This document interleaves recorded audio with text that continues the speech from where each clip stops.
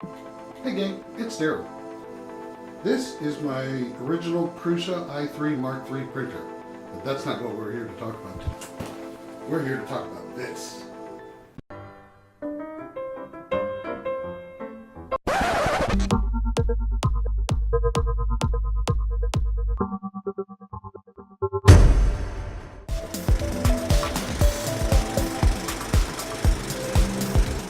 Here we have it, Prusa's new Multi-Material 2.0 upgrade.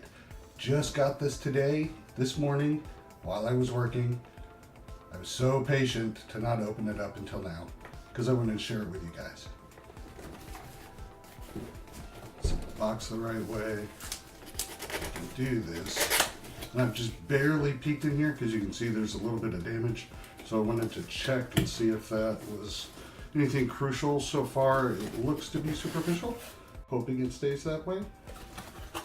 All right, so we've got our packing invoice here. That's awesome. Ah, great. We actually have two, and that's because, long story short, needed a new filament sensor for the printer. And instead of paying the outrageous shipping cost from Czechoslovakia for a tiny little piece, I knew that I was expecting this, and I asked the good guys over at Prusa if they could just ship that filament sensor when they ship the multi-material upgrade unit. The MMU, I think is what they call it. So great, two invoices, so I'm going to be looking for that filament sensor. Maybe I'll even do a video about how to install that. Let me know. Gummy bears, of course. If any of you have ever bought a Prusa before, you know you get gummy bears.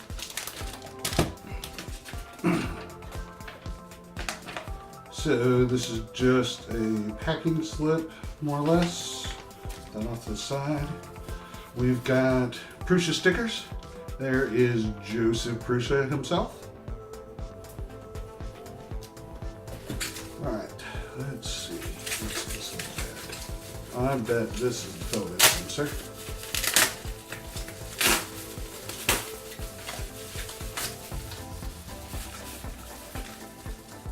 Yep. Filament sensor, yay! I don't know if you guys can see that in the bag there.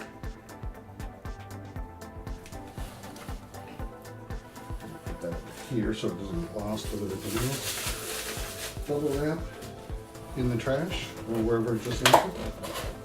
Alright, we've got our handbook. I do plan on reading this before I actually install it. I know, it's a weird thing to do, but I tend to do that anyway. USB cable, no idea what this is. A tray here. Huh. It's like a bunch of trays stacked together. I wonder if it's some kind of a spool holder. Again, I'll be reading the manual on that one. I'm gonna go ahead and stick that in there, just like I found it. All right, the next thing in here is this guy. So motors and multiplexer.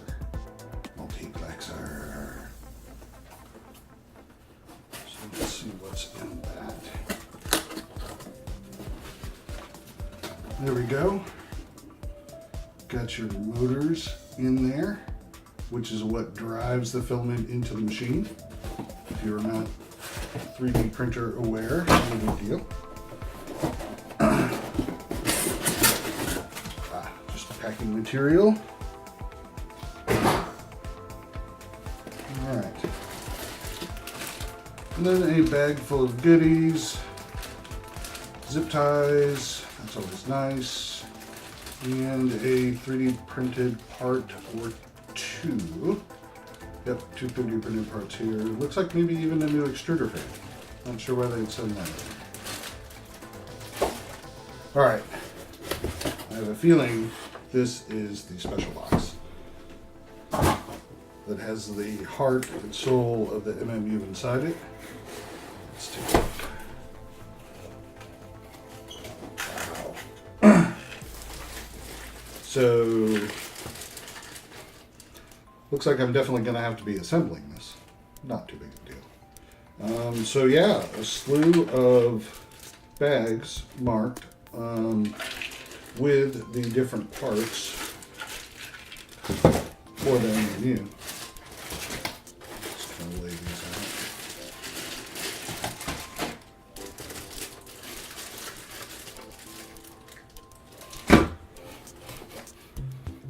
Some foam pads, little feet pop out of there.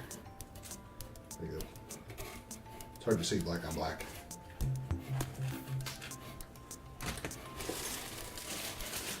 Some tools. Second pair of Prusa pliers I have. Thank you very much, Mr. Joseph. A bag of spare bolts and screws. That's nice. Very, very nice. Usually you just have to count count on the fact that they may have miscounted or just giving you some extra ones in the bag. They actually made it a point to give you spares. So nice. Oh, yep. So spool holder parts with nice big bearings. So I assume that goes together with this guy. I do already have a spool holder that I printed out the parts for and put together. Not my design, I got that off Thingiverse. Here are some electronics. You can see in there what's going on.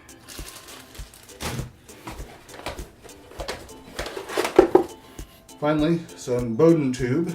This is how we're going to get the filament from the spool into the multi-material unit. More bags. This is going to be a long one. So this says pulley assembly, pulley body, so I'm not quite sure what that's going to be used for.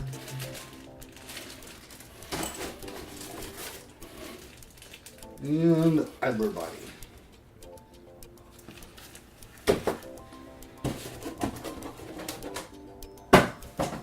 So that's it for this unboxing. Well, as far as the unboxing part, I'm going to show you how I put all this together. Here are all of the goodies laid out on the table. Instruction book starting first, of course, then on the gummy bears. Just kidding. So, and you can see what they've done is they've labeled the package pulley body with the hardware that matches up with what you're going to build it with. I think that's pretty cool. This one stand up too. Ha ha. There we go. Now to actually build the MMU itself.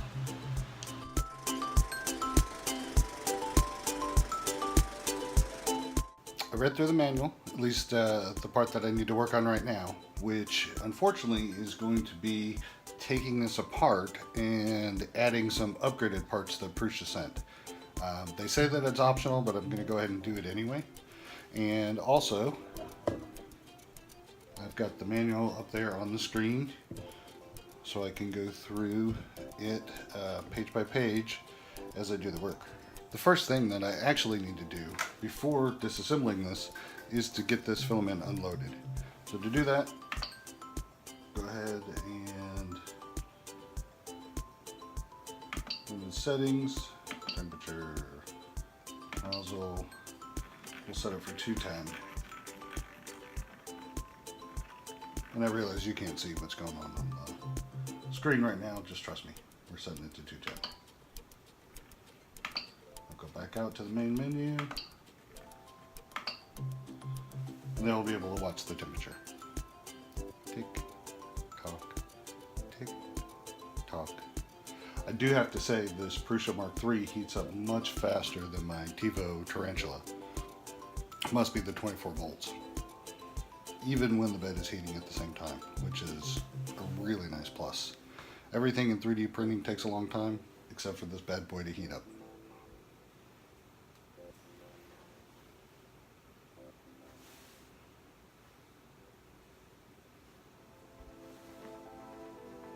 Okay, that probably took about under a minute. I know I was looking impatient, but that's just the way things go. I'm going to go ahead and unload the filament now. Just say, menu unload filament. I've got my hand up here ready to pull it out. And it's done. Just like that.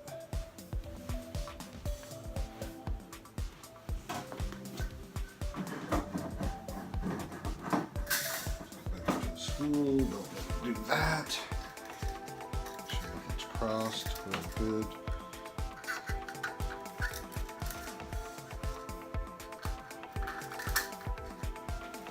Ready for next time.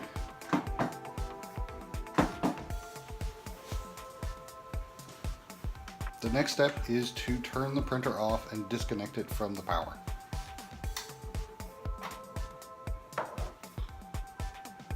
Alright, I've got two things here, bag o' tools and also some bubble wrap. Because we're going to be disassembling this over the heat bed, I just want to protect it. So I'm just going to tuck this guy in and down there.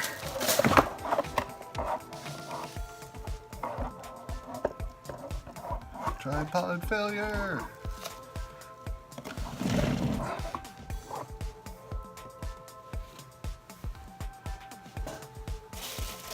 Alright.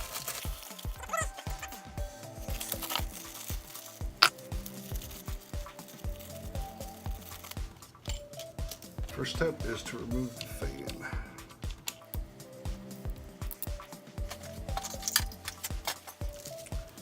Get a box for all my loose screws and parts as I take this thing.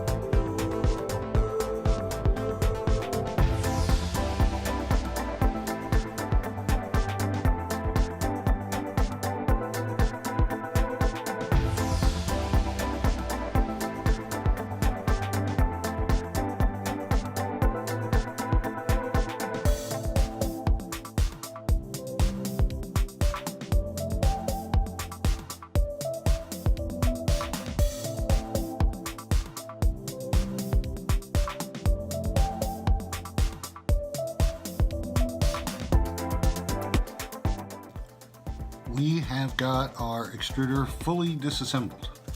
Now on to the next step. And now it's time for more parts, including my new filaments insert. Yay!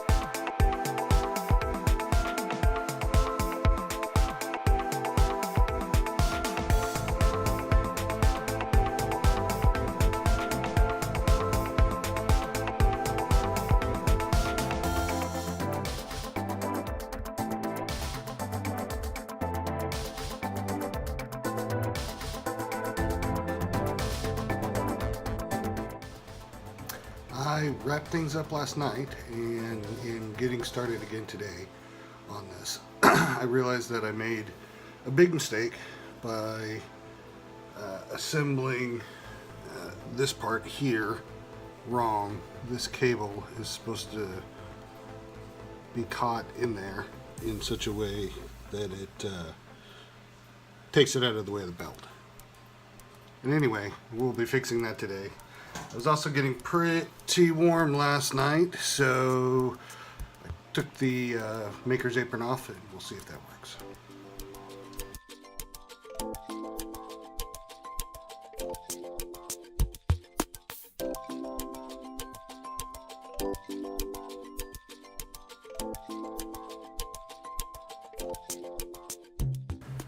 Okay, so I think I am at the end of that journey, which was basically tearing apart their hot end, putting in a couple new 3D printed parts, and new cooling fan, part cooling fan configuration. I'll show you that. So the fan is now mounted at an angle, and they say with the new 3D parts that the whole thing will cool the 3D printed part better, if that makes sense. Printers making printers.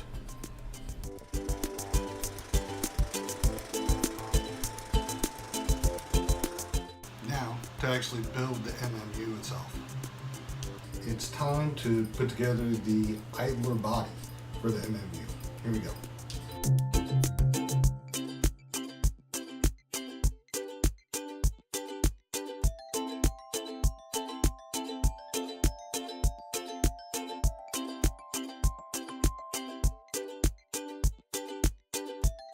Idler body assembly. Next up, pulley body assembly.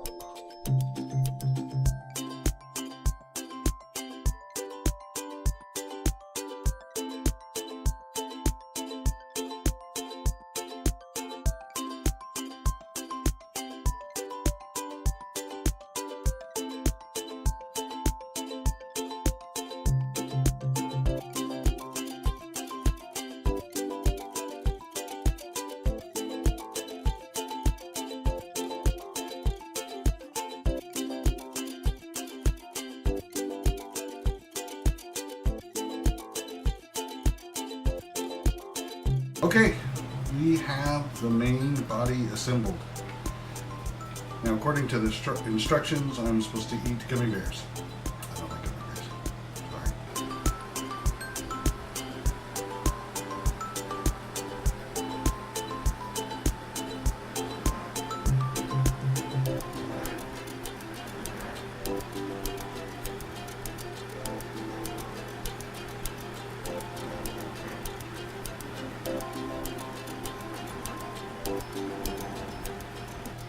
That is about it for tonight. I will see you tomorrow, and we'll hopefully finish this guy up.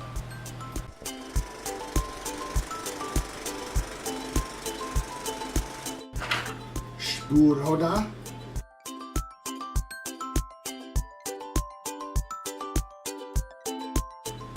One, two, three, 4, 5.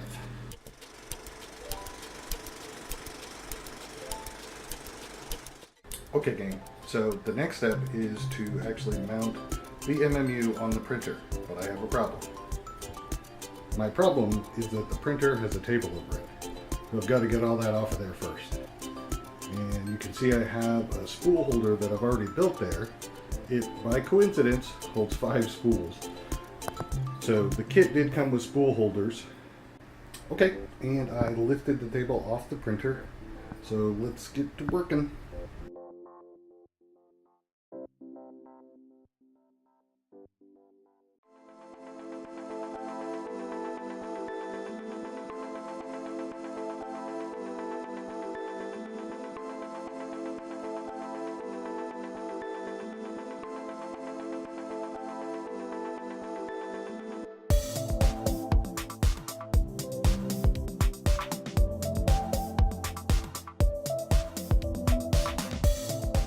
Alright, printer assembly is complete, or I should say MMU assembly to printer is complete.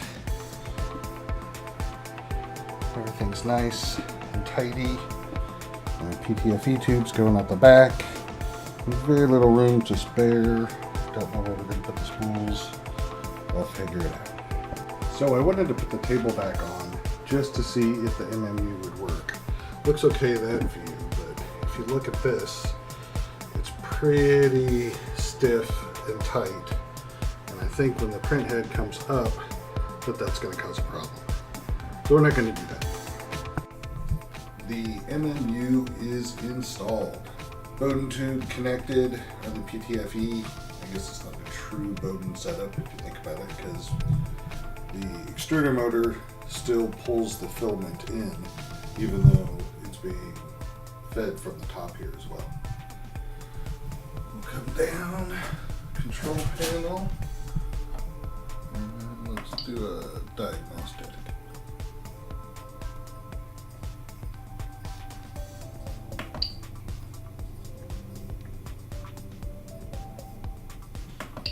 Self-test. So first it's going to test the extruder fan. It senses that it came on okay. Now it's checking the print fan. Fortunately now that print fan is making a noise. Not thrilled about that. Now it's checking the bed and the hot end to see if those are heating and registering properly.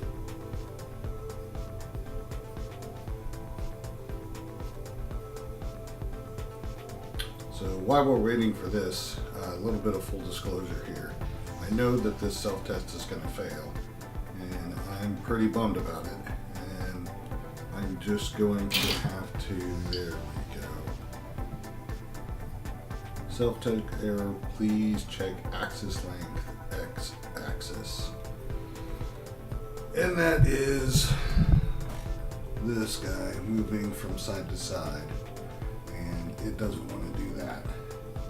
And I gotta figure out why. So, I will see you in a bit. Yeah, rub it in. Aha! Here is the problem. I think. Get my fat finger in there.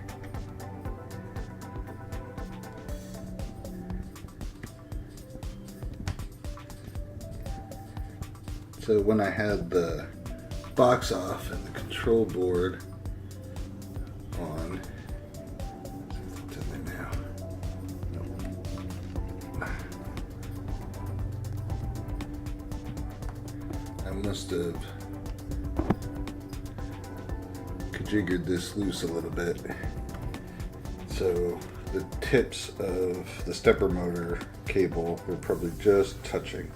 So it's in there good and tight now, and as you can see, that is the X-axis. Let's test it.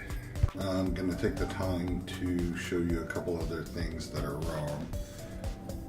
And here we go. So the first one is this cable is crossing this when the door gets closed. So I'm going to go ahead and correct that.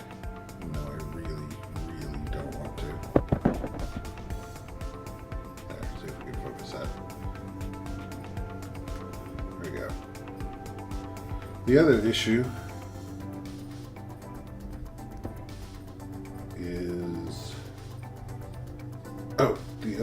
is, yes, the way that this is wrapped, this hanging off the side here, and this piece of filament not being in the bundle, that's going to cause the X-axis not to be able to move all the way. So I think we solved the problem of it jerking back and forth, but now when it travels, I think it's still going to fail if I don't go ahead and unwrap and clean this all up. So I'm going to do that. Alright, I've got the printer turned back around. I haven't undone the tie wraps and stuff in the back yet, because before I do all that, if there's something else wrong, I want to be able to, I don't want to have to redo those cables twice, so if I have to take the hot end off or something like that. Alright, so we're going to do kind of the same thing, except we're not going to go through the whole self-test. We're just going to try to move the X-axis and see what happens. X. You can see it's at 0, yet it's not in the middle because we haven't calibrated the X-axis yet. Look at that. Nice and smooth. Yay. Okay, let's try this again. This time instead of the whole calibration, I'm gonna do just an auto home, and that'll tell us if the X will go all the way back and forth.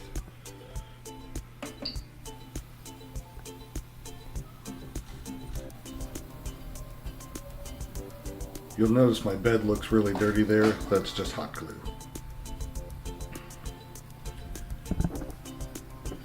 I've also got my camera on. Let's turn it on backwards, of course.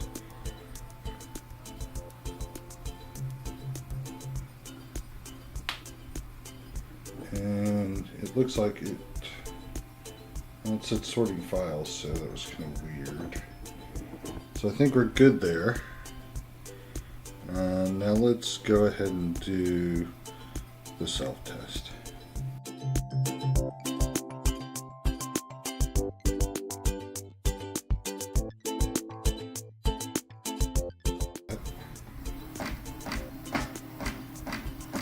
Yes, that's normal.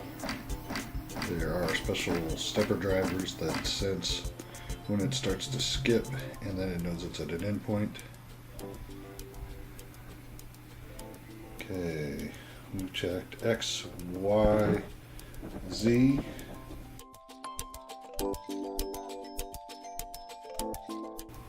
Turn the camera around while we're waiting.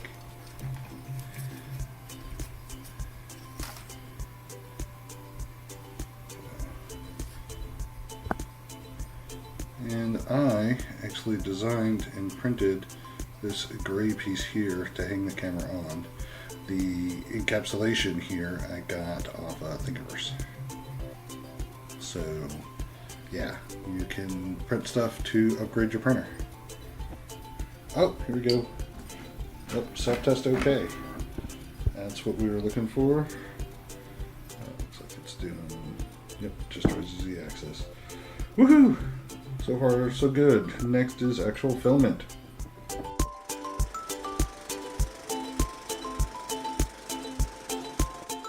Printing out new table corners for my LAC table printer stand. As you can see, the MMU makes it a little bit taller, so we need to raise it up. Found those on Thingiverse. Yay, Thingiverse.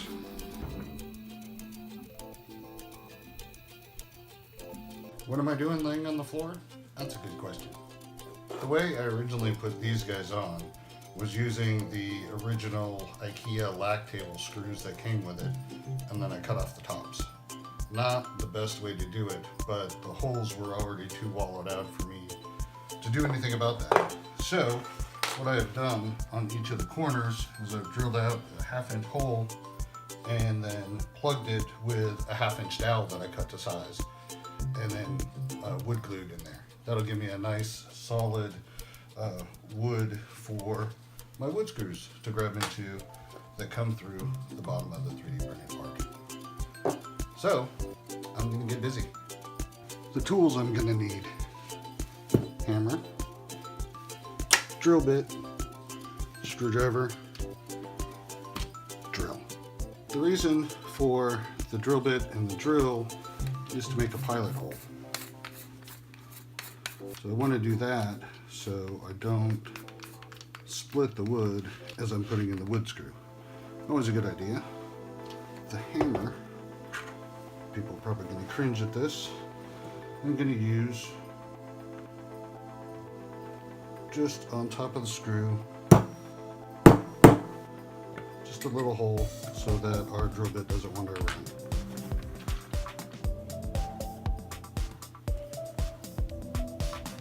Jidding.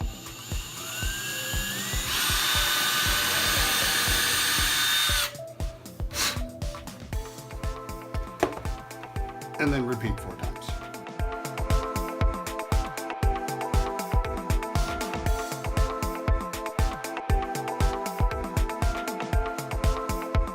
Now, let's see if we can get one of them to fit.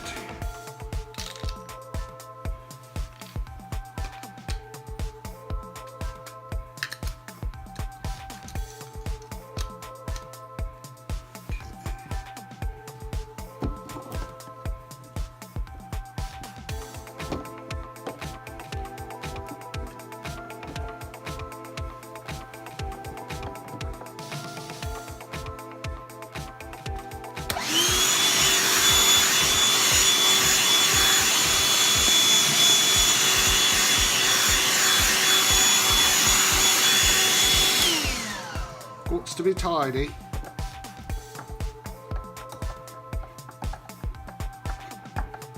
Unfortunately, I don't have a drill bit with a screwdriver tip this long.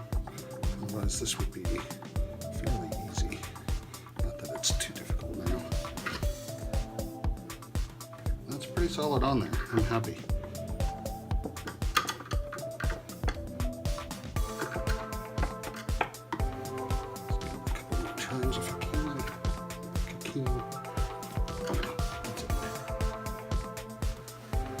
And repeat 4 times.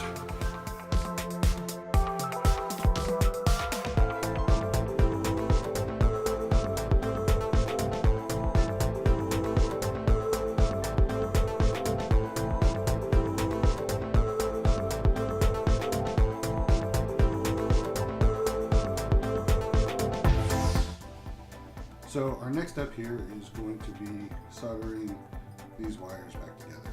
So an indie box of wire, the length that I want. I'm going to go a little bit longer to give myself some buffer in case I screw up, because that never happens.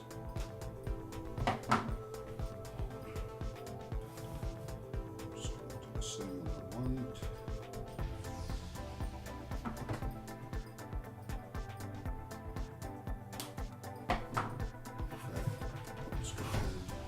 Since the other side should be the same, cut it the same way.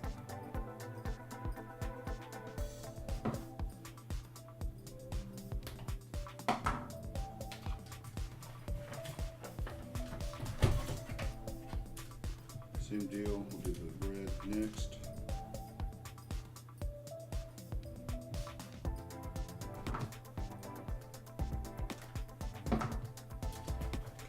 Should be all the wire we need. A couple ways to strip them.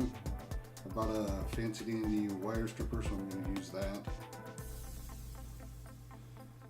Your fingernail also works. See, it's hard. Let's see if I can show you this. To get it lined up just right so you know where it's going to cut, you have to line it up with that set right there, which moves. So as you can see, it's a little tricky. Let's see if I can get that lined up again. I think that's a good spot. And strip. Yep, that one looks good.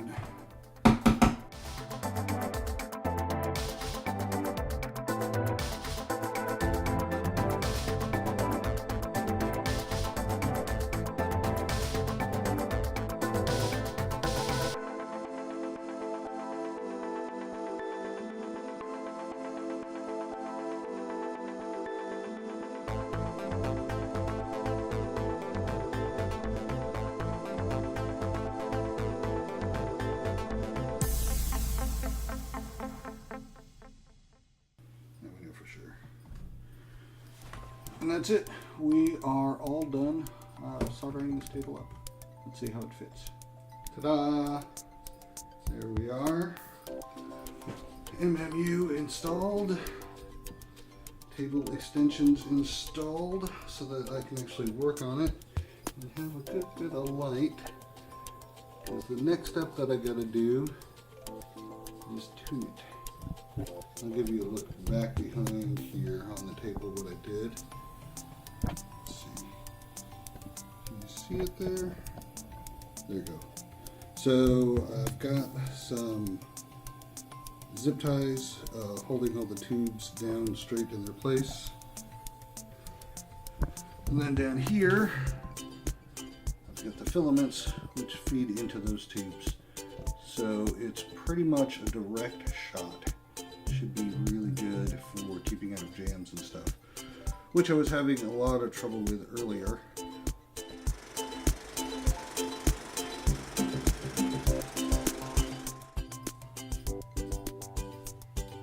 So, next thing I gotta solder is this little guy. I actually just have to solder its replacement.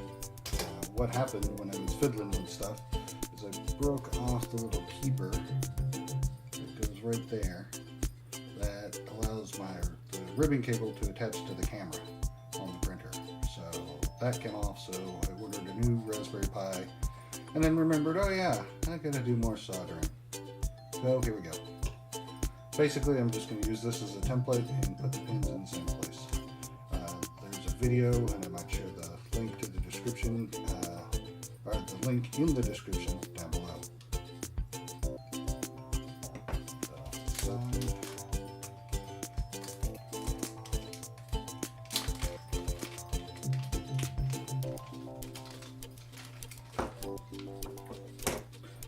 These pins don't come with the Raspberry Pi. I had to get these separately, and you can get them off of Amazon.com.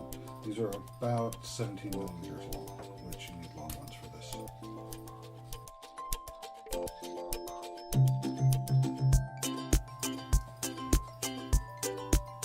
those in there.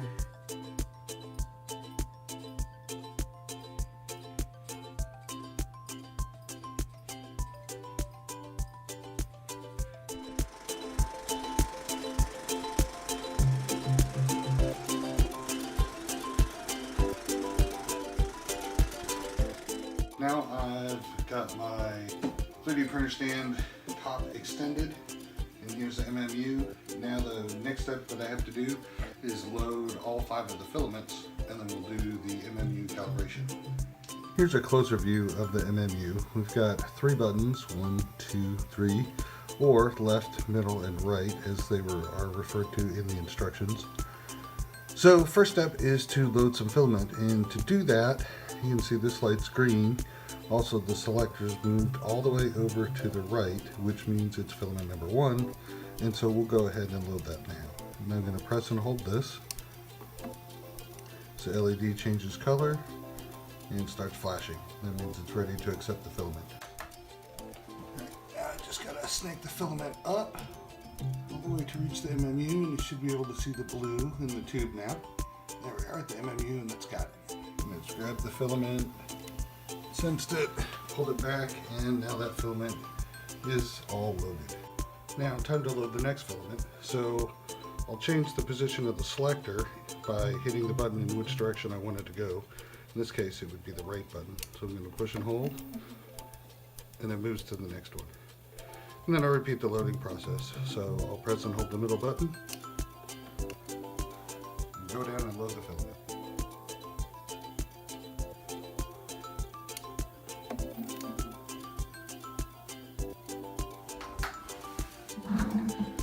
Third filament, should clip the end to a nice sharp point. Grab tube number 3, which is this guy. May end up putting LEDs under this table and feed it up the tube.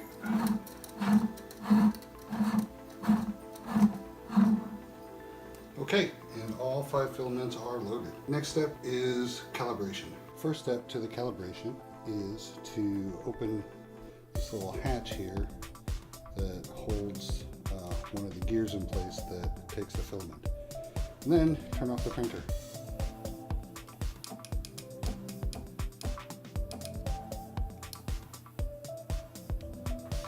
Good.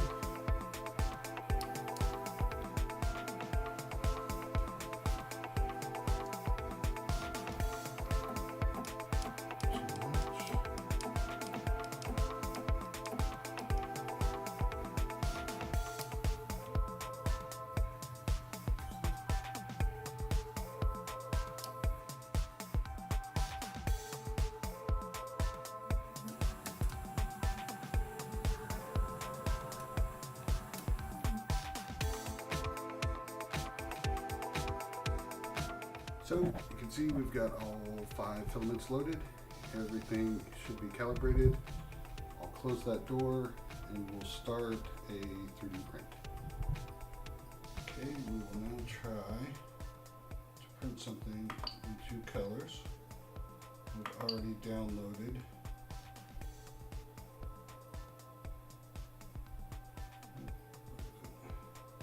there it is, MMU 2 PLA Benchy. So we're going to do that one.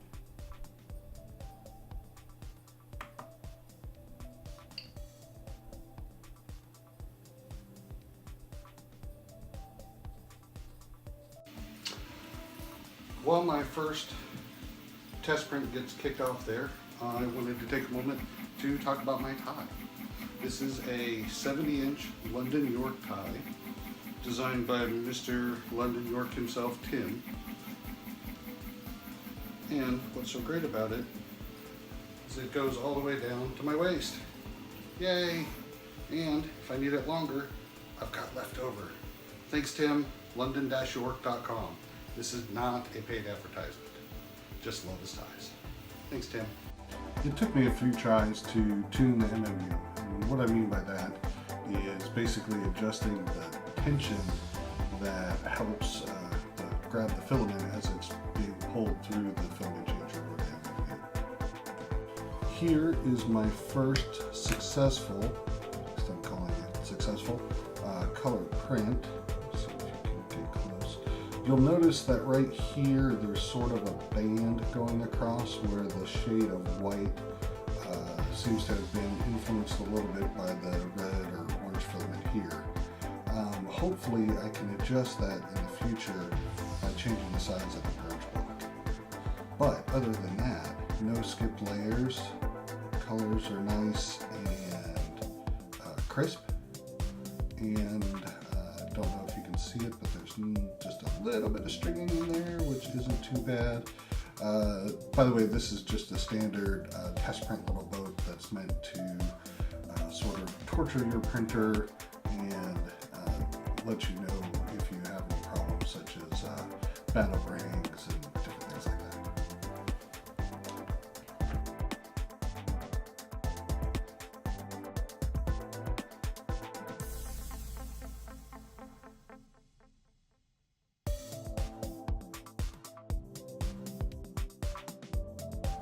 Here's some time lapse of my first test print. As you can see, it's pausing there, and when that is happening, what's actually happening is the filament changer is jamming. So each time I had to go in and manually fix it.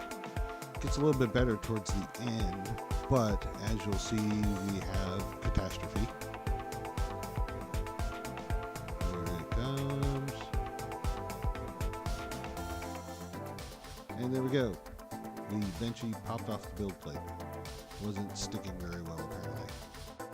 Now the downside of multicolor printing, the purge block. This is necessary to wipe the remaining filament out of the nozzle once you change filaments. So you've got, say you start out with a pure white, you start adding red into the mix. When the filament switches out, you're still going to have red in the nozzle, so you got to purge that out. Hence the name purge block. On the final test print, there were a couple jams with the filament in the MMU, and those were easy to fix. There's a procedure in the book to go through. Basically what it involves is unloading the filament and reloading it, maybe cutting off the end to get a nice clean pointy end on the filament. And usually there's something where the filament pulled loose and it got a little glob with it, and that jams up the filament changer. So to clean that, just cut off the end. One of the things I'm really looking forward to using the MMU for is to print with water-soluble filament. What that will allow me to do is print objects that require support material. This one doesn't, but just say maybe this overhang was a little bit too much and you couldn't print that in midair. You would need to build up some supports underneath it to allow you to print at such a sharp angle. So by using water-soluble filament, once the print is done, instead of having to break the filament loose or the support material loose, you just melt away the support material with water and it's gone. That's nice. Thanks for coming along on my long journey to upgrade my printer with the MMU 2 from Prusa. The things I had to go through, and I apologize because I'm going to read a list here, and I say go through. The steps that we took to get the MMU built were we had to rebuild the hot end and upgrade that. We actually had to build the MMU.